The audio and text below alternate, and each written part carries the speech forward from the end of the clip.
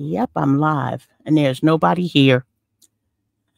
I'm going to kind of stick around a little bit before I begin the story time. What'd you say? Yeah. Thanks, Moody. What I'm doing is this.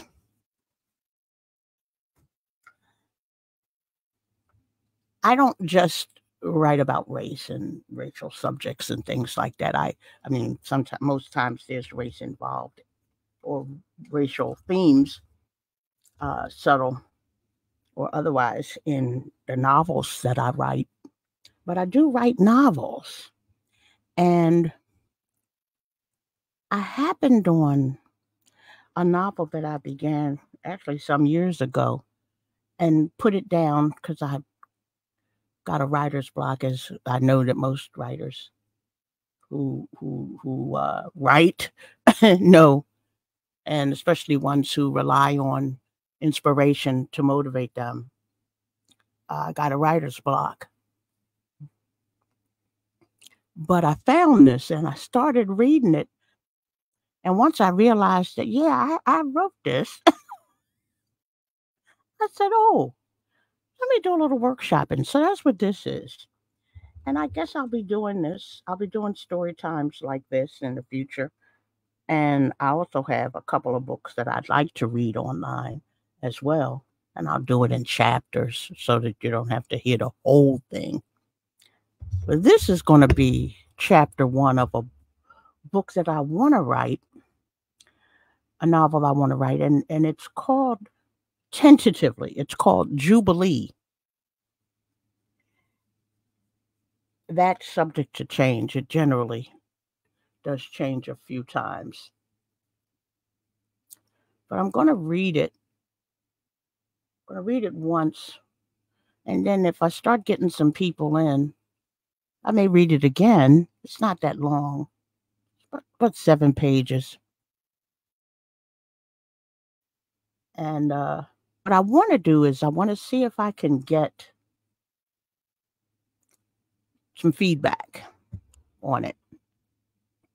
So here's chapter 1, actually the only chapter, called Jubilee, chapter 1.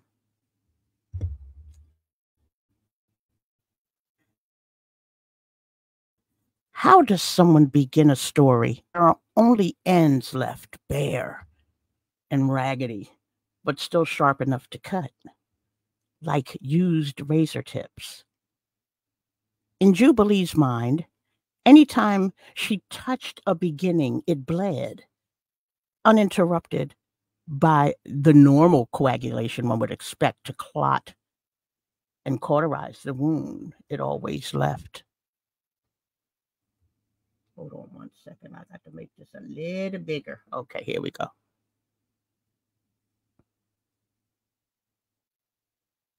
This was just the newest dilemma of too many dilemmas Jubilee either made for herself or blamed others for. Jubilee stood in her bathroom in front of her vanity mirror, lamenting her life, all the while contemplating the potential outcomes from the wad of trazodone lying neatly counted on the left of her cold marble vanity, and the pearl-handled, one-bulleted Derringer on the right. Just once in my life, I would have loved to have been vulnerable, weak and needy, but I never could, not even once. If I lived tomorrow, I would smile back at someone smiling at me instead of looking down to see how far my eyes had dug my hole into the ground. Perhaps I would keep my head up long enough to smile first. Perhaps time would be on my side instead of such a thorn in it, she thought. Looking up through the skylight in the ceiling, the fulfillment of another early morning sunrise was imminent. But the latest nightly ritual of deprecation she'd assigned herself still had some proper brooding left to wring out. I never understood why my mother named me Jubilee. To me, it was just like the same nonsensical shit she said she thought of naming me, like celebration or festival or carnival. Neither Jubilee or nor her mother's life were anything close to the happy note of her name, and perhaps the prickly bent of her mother's life was a fitting sarcastic portent of her own future. If left to her own tell, Jubilee wasn't born, but hatched like a garden snake in a cabbage patch. Jubilee picked up the gun and the pills like she did each time the daylight crawled through the window and left the bathroom to put them back into their positions for the next morning's ritual and got herself ready for work. It appeared every available twinkling of Jubilee's life was filled with expectations, rituals in which each experience had to have a function and meaning for the intent. For example, on her drive to work each day, almost to the millisecond, Jubilee timed the red traffic light where her car stood for exactly 3 3/4 minutes, 5 seconds each day before changing. If for no other reason except for the timing itself, Jubilee would grant herself vindication for living within the expectation that the traffic light would indeed grant her more experiences just like it. And because there was a traffic light at every intersection on her way to work, she was guaranteed both function and intent in life with every red, yellow, and green flash. One day, there on an island separating one section of the highway from the other, a lonely looking vagrant stood in the early morning dew that draped the little bit of visible grass, with her grimy face and dusky brown eyes appearing to stare directly at Jubilee, walking toward her car while she waited for the seconds before the light turned. Hmm. How many people did you call a nigger in your life? Jubilee asked herself, but would never ask the woman beggar. Jubilee read somewhere that to give handouts wasn't the right way to help people like that woman. Then she suddenly recalled that it was on the news, and she actually hadn't read it at all, but watched a feature story on it. Besides, a little cleanup, and that lily featured white girl could walk into her employer's human resources office and land a job making twice as much as she. Jubilee had noticed a woman standing on the island between the divisions of the large highway every day after the first, the one separating the inner from the outer lanes. She appeared one day and then the next, and now she'd made that island her perch for the past few weeks. Her hair was platinum blonde and black at the roots, but it was filthy, with stringy bangs that stuck to her face, especially when it rained. Her tattered down jacket was weather beaten to the point that the blue in it had turned a shade of purple, and she kept a torn backpack nearby on the gritty area of the island where people trampled until no more grass could or would ever grow. Jubilee never usually took the time to read the signs of the boulevard beggars. She thought their signs were always difficult to read anyway. Hmm. They want you to get close to them and make eye contact. Still, I'm more curious than my rational mind wants me to be about this one, she thought.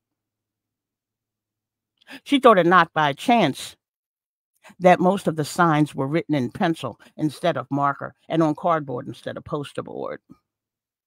She didn't seem to feel any particular sympathy for her, only curiosity of the kind which wondered why her blonde hair and pale face ended up there in a place where all it took were those prerequisites of body to grant her privileges Jubilee's brown skin would never provide. Still, Jubilee watched her for days. She has a reputation. She has a routine. When a red light catches a string of cars, she picks up her stride and walks the length of the island, first toward the traffic, and while holding the cardboard sign that reads, "Please help me feed my family." Each day, Jubilee drove her car past the dirty white beggar woman, wondering why and how this woman managed to squander away the obviousness of her position relative to her own. She makes me sick, thought Jubilee. Blonde hair. Why don't you just wash it? What a shine it could have. Look at that face. Huge brown eyes. Like a little dirty puppy. A little dirty stray puppy. Days turned to weeks of watching the white beggar woman, accosting drivers in their cars while Jubilee drove slowly past her, watching her, peering into windows and flashing her sign, until one day she decided to reach into her purse and pull out a clean, crisp, new $5 bill she intended to hand to the blonde-haired vagabond. It had to be timed with the changing of the light from red to green at just the right instant, so there would be no lingering and no real eye contact. There could be no connection other than the connection of hand to money, and then Jubilee could take off in her car without a thought of what the woman would do other than what was written on her sign. Jubilee would imagine the feeling of watching the woman moving toward the car window. And as the woman would reach inside, motioning for the crisp $5 bill, Jubilee would present it only at the precise moment the light turned green. Jubilee would make her wait for that bill each day. And each day the dirty blonde beggar woman would have to wait to receive it, if at all. It was extra slow at the library, since most people in the neighborhood where the library was located were affluent enough to own computers, tablets, phones, and other ways to receive their books. Only fetishized paper feelers and those diehards who enjoyed the fragrance of dried mildew frequented the library anymore. The people who enjoyed swatting paper fleas from their faces as saliva-rich index fingers flicked page after contaminated page of those worn, dusty books. A degree in library science was secondary to a degree in computer science once the catalogs became a digital database of confusion. But Jubilee took a few courses and navigated the landscape very well in her position as a librarian. Having a slow day meant Jubilee had idle time to think about the woman on the Boulevard Island. Jubes, where are you today? Where are you today? Asked Mrs. Doubleday, self-described namesake of the famous publishing house, who claimed to be married to a cousin of one of the nephews of the matriarch. Oh, nothing. I'm thinking of a new story I'd like to write. Something about a poor beggar woman taken in by a stranger, said Jubilee. Sounds interesting, but there are tons of returns that have to be input back into the system, said Mrs. Doubleday, her voice trailing with disinterest as she strolled away. Jubilee hated variations of her name and especially hated the one given to her by Mrs. Doubleday. She thought Jubes sounded very much like Toby or another name her husband's ancestors probably gave to their slaves, but she would never tell her boss how much she hated it for fear of insulting her. All day she thought of the dirty platinum blonde with the black roots and pasted bang, although the ride home from work was much less functioned and intention driven as the ride into work. There was no lowly beggar woman on the island, only a man holding a cardboard sign that Jubilee refused to strain to read. As he walked between the cars on the highway, the light changed to green, and he jumped quickly to the sidewalk to wait for the next red light. Jubilee decided she was going to speak to the woman in the morning. Now, that actually ends this first chapter, and it's the only thing I've written so far on this story called Jubilee. If you like it, you could put it in the comments, and if anybody who likes to who might decide to look at this or listen to this video as a replay, yeah, put something into the comments if you like it, not so much like it, but critique it. Talk to me about this story. What do you get from it so far? Does it pique your interest?